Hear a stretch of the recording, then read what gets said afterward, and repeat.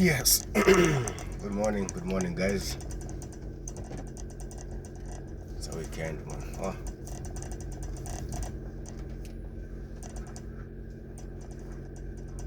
Some katia. Yeah, karibuni breakfast. Tupigie love. Sana today.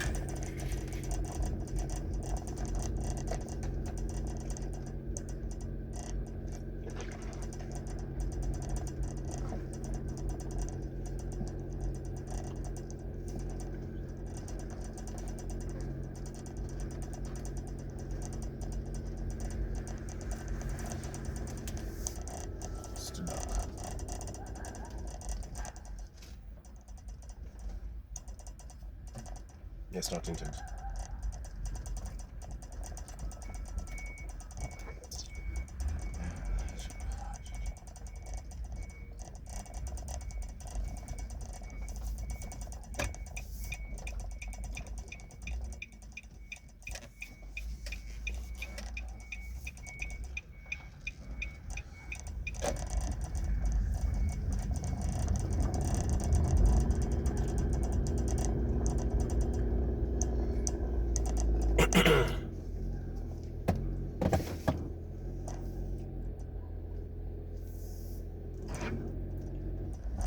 So let's go. We have exactly how many minutes to the clock in time? 40 minutes.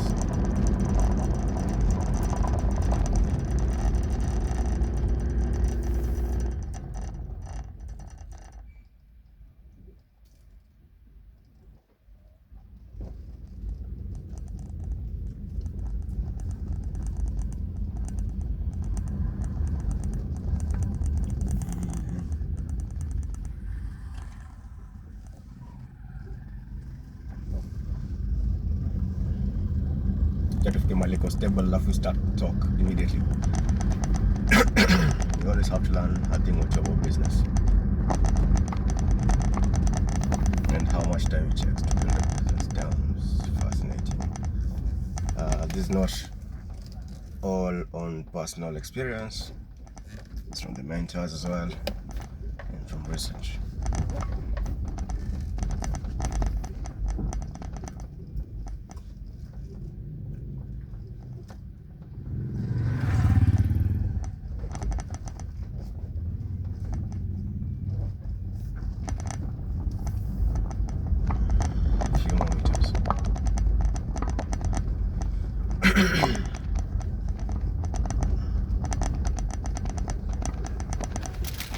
Let me tell you guys the time.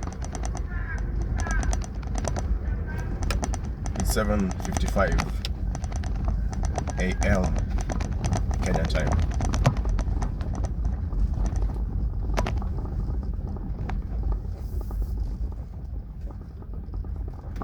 I'm just heading to this location right now. I'll show you guys the front side.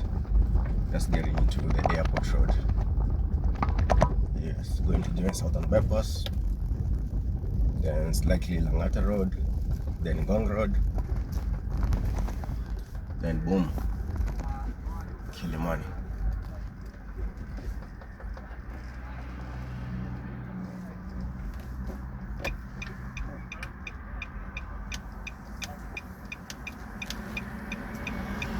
Perspectives.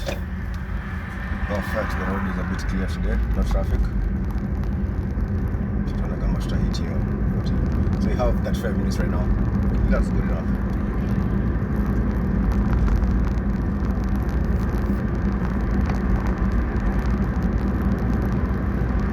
Yes, the topic of the day. Today we are discussing about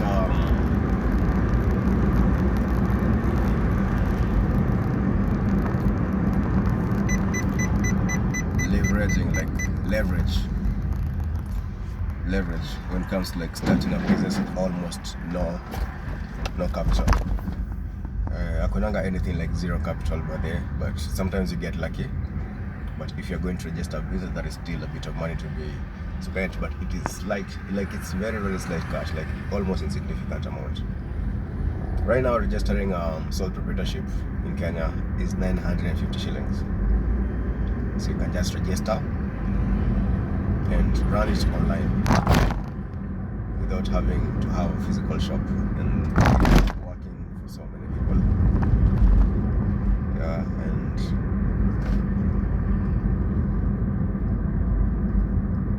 maybe the only budget that should come in eventually, when you're starting off, if you want to go fast, it will be like running the ads. Either you run the Facebook ads or run the Instagram ads or the Google clicks.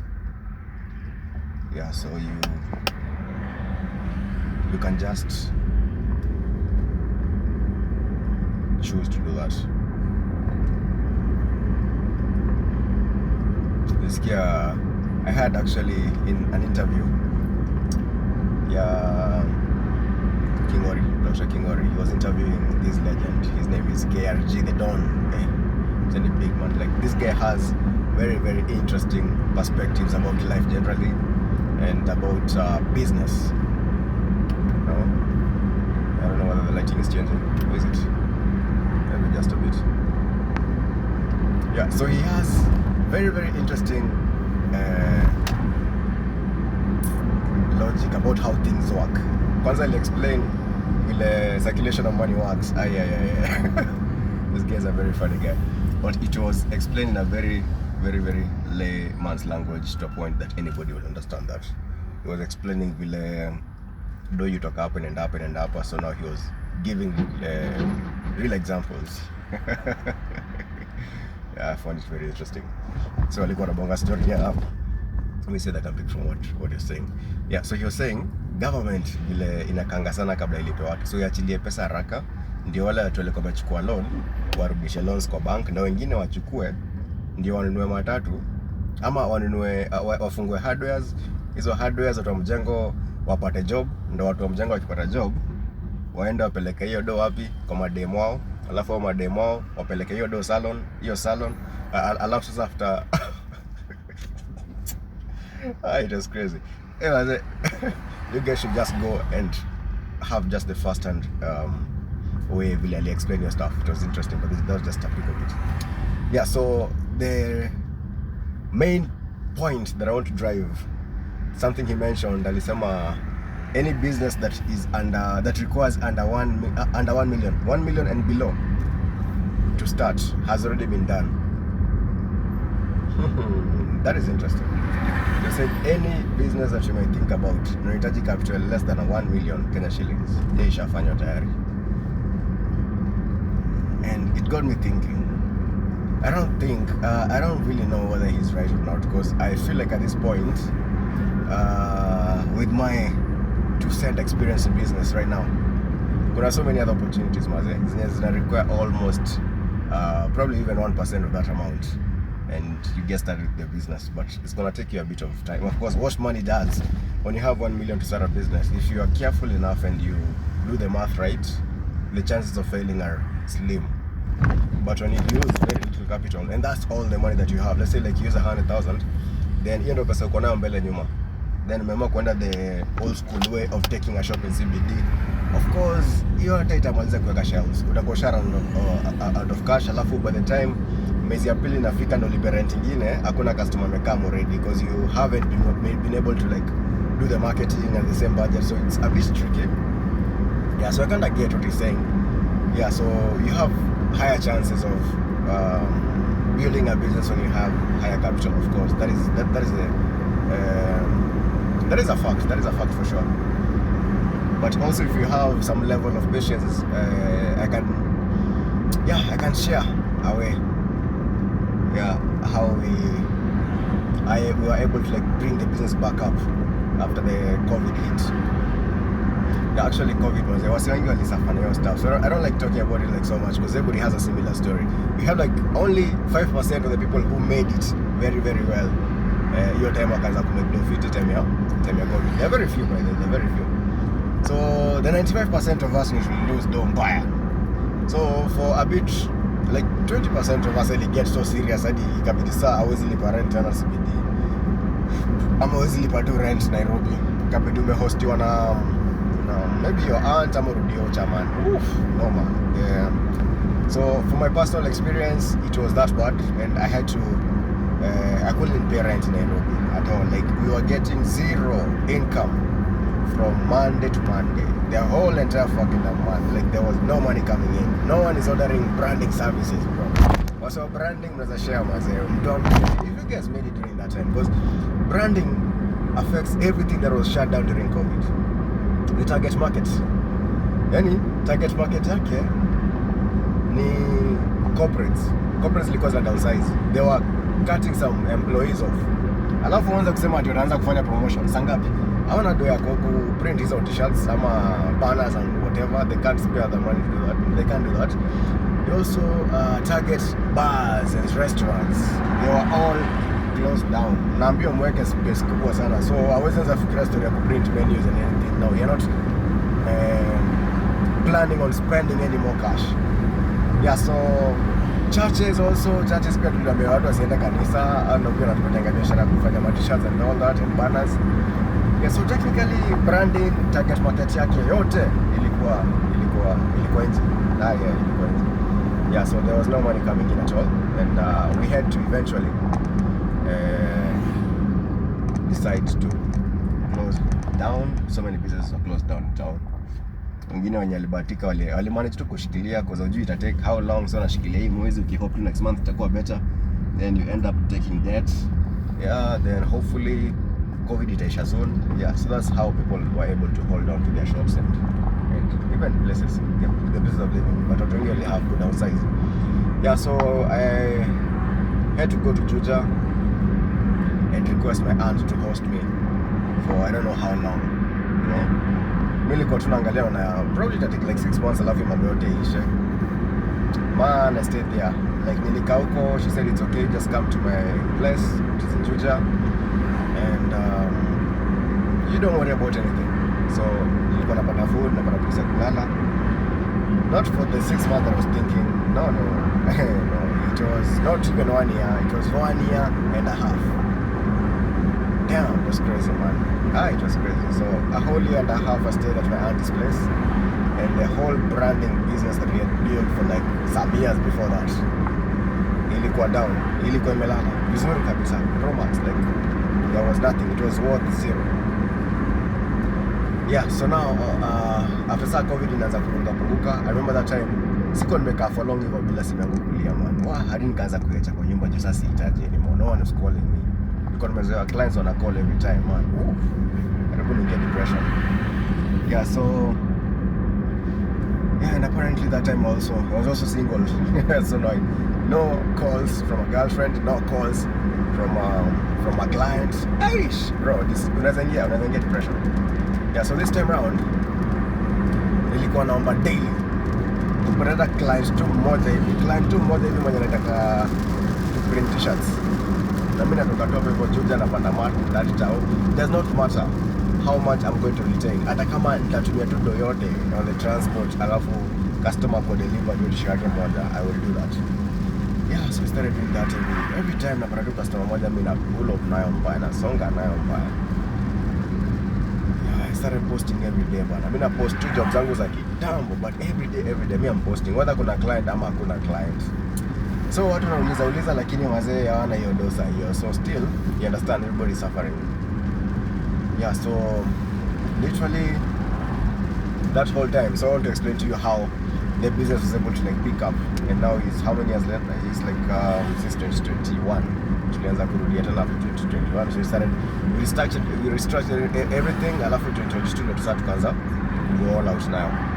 Yeah, so this is how it happened. Yeah, so sinaona tuko hiyo point yenye tunaomba tu tupate customer moja kipull up, nafanya the best job possible, na deliver na cheese nayo, anapenda hiyo job, then after all nitakurefer. So this is what we did. I have a mentor of mine when he started getting into the business. He was my previous employer in Sagana. He runs a big company called Eva Garments. Yeah, so they do branding and uniforms. So this guy, he alikuwa mentor into the whole branding thing. That's when I started my own nikiwa Meru sasa. So now I have moved to Nairobi. Clients mazee hakuna vile, cause the target market mostly and ilikuwa to feed ilikuwa Meru University, and the campus is in Meru technically. Sasa ni COVID pia, wamefukuzwa, wameenda home. So hakuna job kabisa, like hakuna job. So I called him and I told him, hey man, say things imekuwa tricky a bit, but I want to like restructure everything, then get started at the beginning. So Nairobi ilikuwa ameniambia kuna nani na nani huku mnajuana vizuri kwenye kwa ofisi tao. Yeah, so he told me there's this friend of his name is Big Money Rongo, aka Osibisa. Big name. So nikaenda hapo hivyo kwa ofisi yake. Wewe bonga tu naye, mwambie nani amekutuma, mbeni Big Manjaga hapa. Atakusikiza, mwambie vile unataka. Yeah, so I went to CBD town, I called him, and direct kaenda kwa shop. Pale Nutuli. Yeah, so I went there. Tukadiscuss, nikamshow mazee, I want to use your office, you know.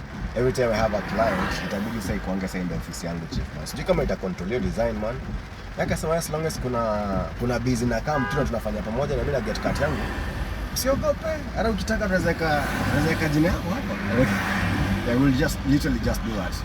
Yeah, itakuwa necessary, but yes, I'm going to use this office as well. And that is what I did. So every time we'll have a client, this is our office. We'll come, this is our office. This is what you have. These are a few of our samples. We'll check the samples, then bring business. We do business together with Big Man Osibisa. Everybody gets their cuts.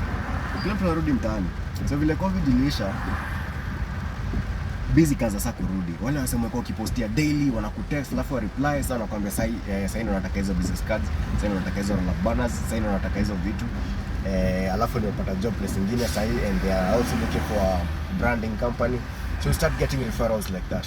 Juu ulikuwa na post to daily continuously for months bro. So like hapo hata kuna budget ya marketing because now you are unatumia status. WhatsApp status is free unless if you want to run the ads and connect na Facebook page. Yeah, so unless you do that, it's not costing you even $1 or even a bob. Yeah, so that marketing hiyo time seconds are pay off pole. And ever since that time, if you have my contact, you'll see like I post every day. Like sijika nisha kwa sababu post vitu za branding on the daily, hata sasa angalia nisha post nyingine ka zote. So that's how we started now introducing new branding services. So the same way too, but the field of branding, people are so friendly. Hakunanga ile gatekeeping. Ukienda as long as unafanya branding, discuss na msao branding anakuchanua mbaya.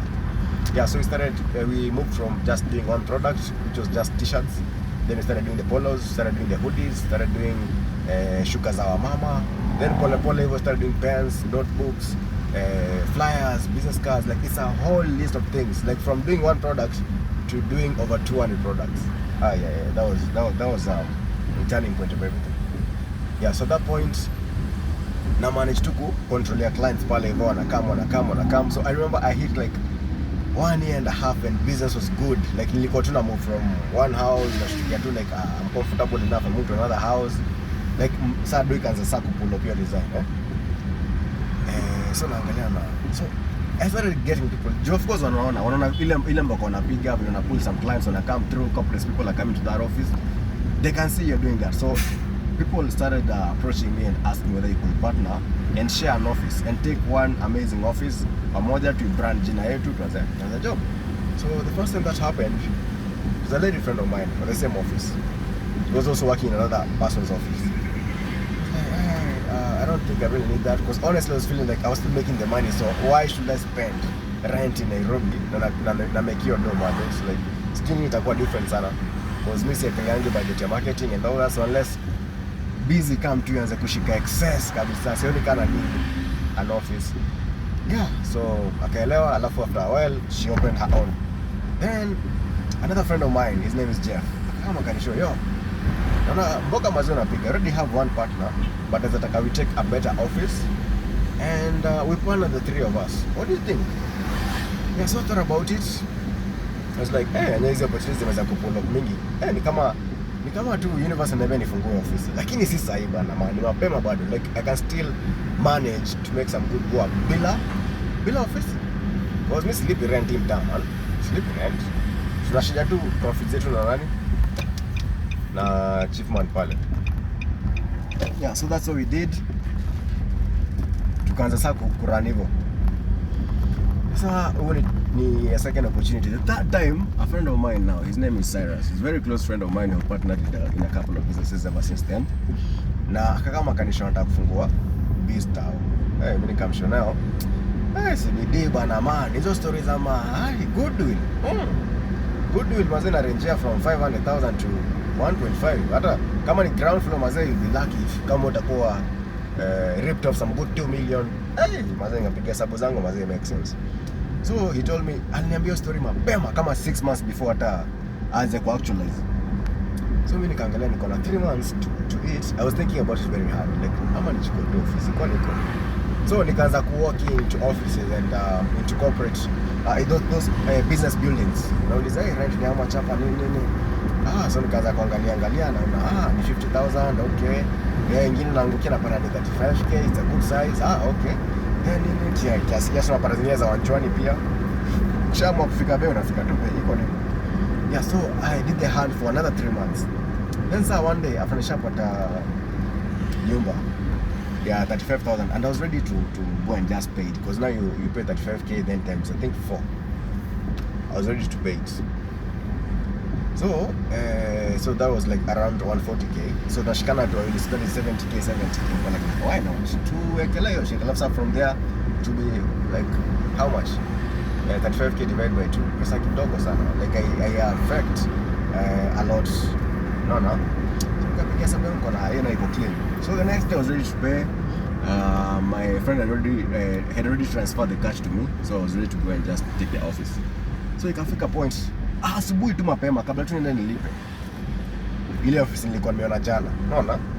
Before tu niingia hapo nikaona kuna place fulani hapa hivi hapo na masoja amevaa suti za black. Napenda hiyo security mbaya, ameng'ara. Simoja niulize hapa nani kama kuna offer iko nini. Kwani naogopa kama ni hakuna base just kia. Nimeenda nikapata Goodwill ni 1 million mahali. So kuna pesa inanishtua sahi at this point. So hata kama watanishtua sana, wacha nishtue. So I talked to the soldier, big man who has become a good friend of mine. His name is Felix. Kumza chief, kuna vacant hapa ndani kweli? Could you be knowing kama kuna vacant hapa ndani? And he said yes. Apparently yes. There's a lady who is being transferred from Nairobi, so anataka kumove. Na alikuwa amesema atafutiwe mtu. Okay. Nice. So okay, ni connect na wacha niende nione office kwanza. So look at the office, it was big, so I was expecting the same, around the same price. So I wasn't actually decided kama nataka hiyo office by the way. Nilikuwa najua itacheza the same price na ile nyingine already nishabonga na the person alikuwa amesema tu nataka just rent na deposit alafu anze mboka. Like okay. So nikasema acha nibonge na yeye. Niambia yo nimepata office hapa, I've seen the office. How much are you charging monthly? He said yo bei alitaja rasi sawa. Guy, it was extremely low. I had mazilika. Like of course najifanya sijashtuka, just days kia bei kama hiyo. Najifanya sijashtuka. So nikamuuliza mazee, are you sure? Yeah. Ara sikumuuliza you sure? Okay, that's pretty okay. So how many deposits do you need? She said just 1 deposit and 1 rent. Mboka ianze. Cause ni kitu inaendelea. Si ati you are having to like come and start like a new person. Actually, Vileo building now King, it's leasing. Like they have leased it for like years. It's like okay, perfect. So okay, so can we meet? Yeah, kasema ni sawa. So tukapatana jioni around lunch hour the next day. Very convenient. Yani hii building iko na hotel hapo, you can meet your clients. If you guys need to like see the samples, you can just come and meet in the office. Like hapa sioni reason kusema zi. So that's what we did. We met with her and I can show why she had to move. We discussed a few things. And the day she was running there, and she became a very good friend of mine, and tukaingia kwa hiyo office. Usiona? Even though eventually sasa that is 2 years later ndo sana come kuchukua office bana. It was running okay, unaona? So of course now to have your own office, you have more confidence. Now you can brand it the way you want. It has logos of your company all over the place. So it became our pickup point. Then the other workshop we got to work now before. So then approach the owners, then you give them some money, you get a partnership in that workshop, so you can access those workshops anytime. Yeah, so we ended up having right now 3 workshops in CBD. and now that pickup point in town, that is like the most central one, which is also at the same time we're running the shelf business. It's called Shelfify, the student KE. Yeah, so I feel like business, yeah, it's possible to start from zero capital, because technically that I started with just the money. Mwenye client anatuma doya tisho moja, wewe unachukua hiyo tisho, una brand, unaweka profit yako. Technically that is zero kabisa. Hiyo hata sikutumia doya yote na kuregister business the time. So eventually start now, when you start getting money from the business, that's when you start now. That's when you start now investing back into the business. Probably just registering a business name, then having an office, pole have an employee. You have a couple of employees. Before you realize it, it's growing. So like 5 years later, you can't believe it. No.